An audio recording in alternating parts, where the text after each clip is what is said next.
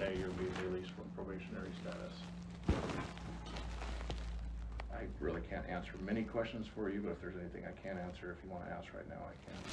Yeah, if you guys can answer any questions. Does this say I'm being released? Or? Yeah, you're being released effectively today. Captain's Arms will take the department and gather up your stuff. Okay. And the question that I asked is, who polices the police? Yeah, no, we're just gonna ask reasons why. Well, it's not meeting probationary standards. I can't, for legal reasons. We don't go into why, but we have standards that we set out for probationary reasons. And okay. Who holds the city management accountable? You know, you got executive, legislative, and judicial in the federal level, but here, you guys call the shots. A lot of it is within the command staff. It has to be, because they're the decision makers. There's been a lot of improprieties, there's been a lot of violation of constitutional rights, especially the 4th and the 14th Amendment. For legal reasons, we don't discuss what those are. It's just that the standards, if they're not met, then employees get released for it. Okay, is there any way to discuss off the record for the reasons why I'm being dismissed? I know that's not the reason, because and I'm not trying to be disrespectful. I know there's been things going on, or whatever the case is. I mean, for the reasons why I'm being dismissed, I know that that's not the reason why I was being dismissed. It's because of this probationary period. I don't know what you mean. The decision makers are the ones that have this nepotism, this buddy system, the golden boy system. That's where it starts. And justice will be served. I mean, there's so many good people in this government here, so many good people, but we need to root out the bad ones. Well, why would I just be released due to not meeting probationary period? I mean, Well, when you're not meeting the standards that we have set out for probationary reasons, that's why a probationary period is there. And if you don't meet those standards, if you're not progressing the way we want and meeting the standards that we have set forth, then we release an employee. well, just my question is, how have I not reached potential for mistrust with the public? Most of these are personal connections. These guys have known each other for at least 20 years. They've worked together. They drink together. How have I not been? That I can't answer. It's just probationary reasons, unfortunately. Okay. So we're in a really litigious society, and so, you know, I mean, those are the rules. The rules are, as I just let you know, you don't meet probationary standards. And They smoke together. They're buddies. They're friends. I know that's not the reason why, but I mean, it well, is. I'm curious what that means. I know that's not the reason why, but it is what it is. I don't take anything. I appreciate you guys giving me the opportunity. Also, as well, you guys have a lot going on in your department, a lot. And I don't know if that's why I'm being let go. The group of detectives and sergeants that covered it up are still there. What they do is they let it sit. They let it sit for 6 months. The case goes cold and nothing is done about it. And there's a tremendous amount of good police officers, but yet we all know when there's probably some bad ones out there. If you want to elaborate, I'd be absolutely love to hear. Well, there's just been so many, I don't know if you guys have been told. I mean, might as well just give you guys an extra.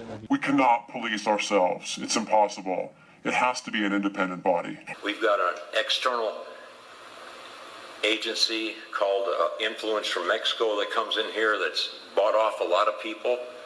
There's a tremendous drug problem here in town.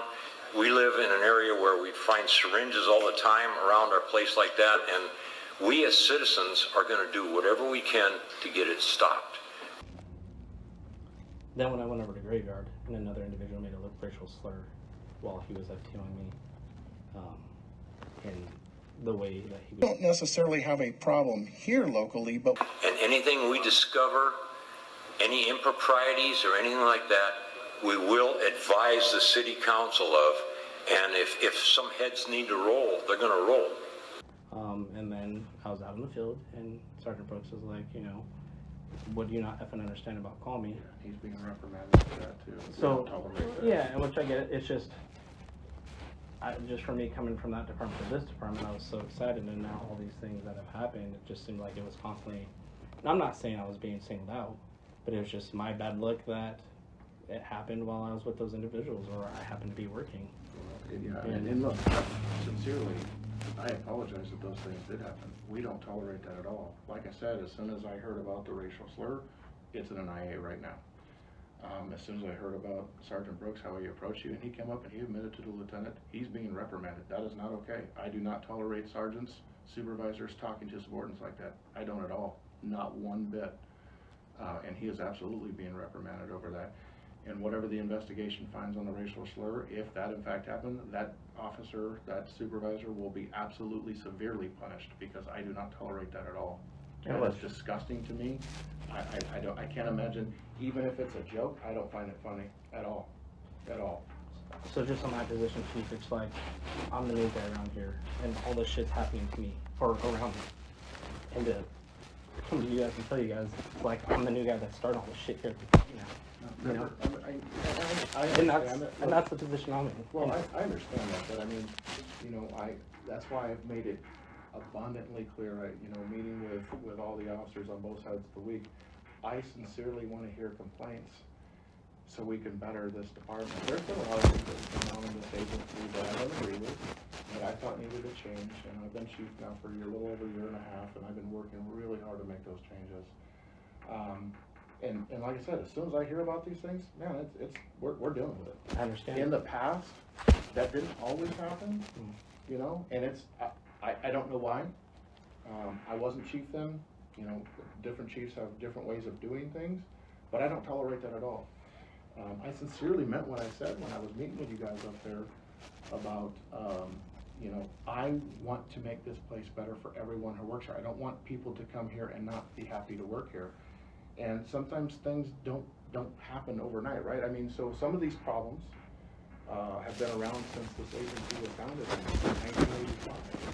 And I'm working really hard to change those things. And some of those things, because they've been around so long, it takes a little bit longer to change. Some of the guys who have been here for a very long time, and that's all they knew, it's hard to get them to change. I don't find it fair to just, as soon as I take over mandate, if you don't do this, you're out of here. I don't believe in that. And so we've been working, Kathy and I have been working really hard at trying to change that culture and get things changed. And that's why I said, with the things that you're complaining about, I'm really sincerely sorry that that happened to you, because that's not acceptable at all. And as soon as I heard about it, the racial slur, it's an internal investigation. And like I said, if it came down the way that it was told to me, that person will be severely disciplined. And if that ever happened again, they would be out of here. Because I was told it came out as a joke. Well, I don't find that stuff